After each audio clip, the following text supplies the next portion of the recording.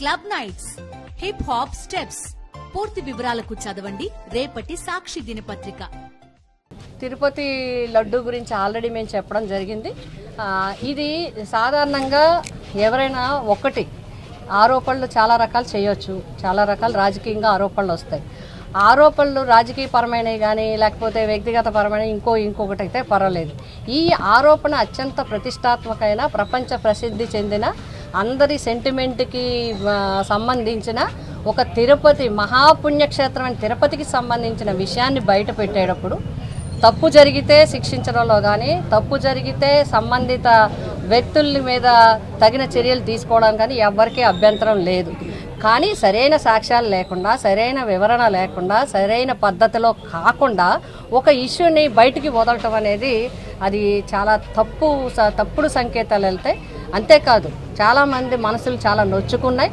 కాబట్టి ఇప్పటికే జగన్ గారు పూర్తి వివరణ ఇవ్వడం జరిగింది. చాలామంది మాజీ మంత్రివర్యులు ఇవ్వడం జరిగింది.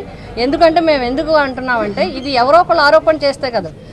తిరుపతి అనేది ప్రత్యేక ప్రతిపత్తి, దానికి ఒక కమిటీ, దానికి ఒక టీటీడీ బోర్డు ఉంది.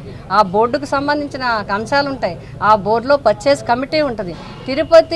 తిరుమల తిరుపతికి సంబంధించిన బోర్డు మెంబర్లు ఎవరూ మాట్లాడలేదు. అప్పుడున్న బోర్డు మెంబర్లు కానీ ఎవరు కూడా మాట్లాడలేని పరిస్థితి ఉంది. కాబట్టి ఇది రాజకీయంగా జగన్ గారిని తక్కువ చేయాలని, జగన్ గారి మీద లేనిపోని నిందలు వేయాలని చెప్పే కార్యక్రమే అని మేము భావిస్తున్నాము. అందుకే ఇది తప్పు. అందుకే ఇప్పుడు ముఖ్యమంత్రిగా మన మాజీ ముఖ్యమంత్రి వారు జగన్మోహన్ రెడ్డి గారు కూడా చెప్పడం జరిగింది, మీరు సిబిఐ ఎంక్వైరీ చేయండి, తప్పు ఉంటే మమ్మల్ని శిక్షించండి. ఒకవేళ ఏదన్నా బోర్డు ద్వారా జరిగినా బోర్డు నా హయాంలో జరిగింది కాబట్టి నేను దేనికైనా సిద్ధంగా ఉన్నానని చెప్పి జగన్మోహన్ రెడ్డి గారు ఖచ్చితంగా చెప్పడం జరిగింది.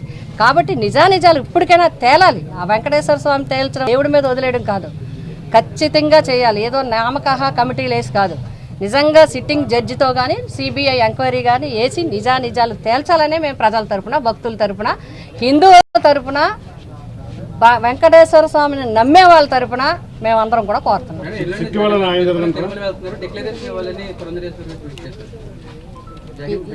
ఏం డిక్లరేషన్ ఇవ్వాలి? ఓవర్గా ఇక్కడ అది జరిగింది, నెయ్యిలో ఇది జరిగింది, అది జరిగింది కాదు. నిజమైన ప్రూఫ్లు మీరు బయట పెట్టండి, అప్పుడు డిక్లరేషన్ ఇస్తారు. ఎందుకెళ్ళా దేవుడు ఏ మతం దేవుడైనా కావచ్చు, దేవుణ్ణి 100% మనస్ఫూర్తిగా నమ్మిన వ్యక్తి, మానవ సేవే మాధవ సేవ నమ్మిన వ్యక్తి జగన్మోహన్ రెడ్డి గారిని మించిన వాళ్ళు లేరని నేను చెప్తాను. అది ఆయన చేతల్లో, మాటల్లో, పనిలో చేసి చూపిస్తారు. పేదవాడిని దగ్గరకు తీసుకునే వ్యక్తి ఎవడైతే మానవ సేవే మాధవ సేవ అని భావించినవాడు. దేవుడిని నిజంగా నమ్ముతున్నారా? ఎందుకు చేస్తారు? ఒక దగ్గర అపవిత్ర ఎందుకు చేస్తారు? ఇప్పుడే కొంతమంది ఏం చెప్తున్నారు, మరి జూలైలో జరిగింది కదా, మీ ప్రభుత్వానికి సంబంధించి మా ప్రభుత్వానికి టీటీడీకి సంబంధం ఉంది, టీటీడీ వేరు మేము వేరు అంటున్నారు. జగన్మోహన్ రెడ్డి గారిని కలిపేస్తున్నారు. వాళ్ళు చెప్తే వేరు అంటున్నారు. అందుకని దీన్ని ఎక్కువగా మాట్లాడటం కూడా అనవసరం. ఒకటే నిజానిజాలు తేల్చండి. మీరు గవర్నమెంట్లో ఉన్నారు, స్టేట్ గవర్నమెంట్, సెంట్రల్ గవర్నమెంట్ మీరు ఉన్నారు, కూటమి ప్రభుత్వం, 3 పార్టీల ప్రభుత్వం, ముగ్గురు కలిసి తేల్చండి నిజానిజాలు. ఆరోపణలు చేసి ఏదో మామూలు సామెత చెప్తారు కదా, మచ్చగొడ తీసి మోతేసి నువ్వు తుడుచుకో అన్నట్టుగా ఉంది. ఇది తప్పు. ఇది కరెక్ట్ కాదు.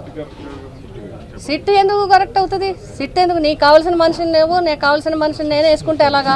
నిజానిజాలు తేలా. నిష్పక్షపాతమైన కమిటీ ఉండాలి.